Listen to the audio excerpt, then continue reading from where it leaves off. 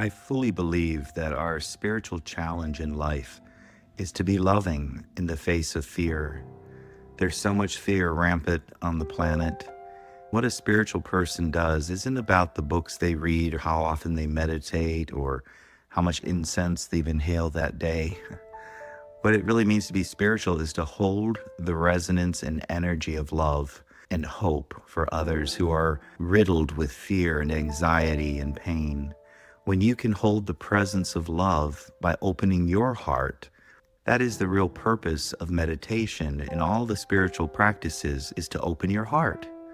Once your heart is open, then your soul and spirit shines its light to all of those people around you, lifting vibration, giving them your light. They still have free will choice, but giving them that opportunity as you share your light with those around you by being loving, by smiling, holding hope and love in a positive relationship with the future. That's what it means to be a spiritual person. All the spiritual practices have one purpose: open your heart. When you open your heart, your light shines and it touches everyone around you without you even being aware of it.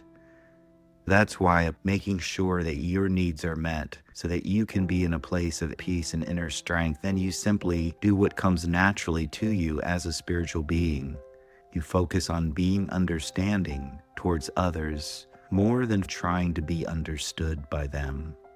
Our spiritual challenge is to hold the resonance of love, hope, understanding, and compassion during these challenging times. That will affect everyone that surrounds you. The person in the checkout at the grocery store, even though you're 6 feet away from each other, your very presence, love expands, filling the space, and you will touch people without ever speaking to them. You will reignite their hope. Help them find their compassion. Help them remember their love. Your very presence, that's what it means to be spiritual. I challenge you today to hold on to your hope, to release and resolve anything standing in your way of being a loving person. When you do so, you will be following your spiritual path by whatever name or label you give it. If this has inspired you, I encourage you to share this with friends and family. Help them remember the truth of who they really are. This is Michaiel, and always remember, keep shining your light. The world needs your presence.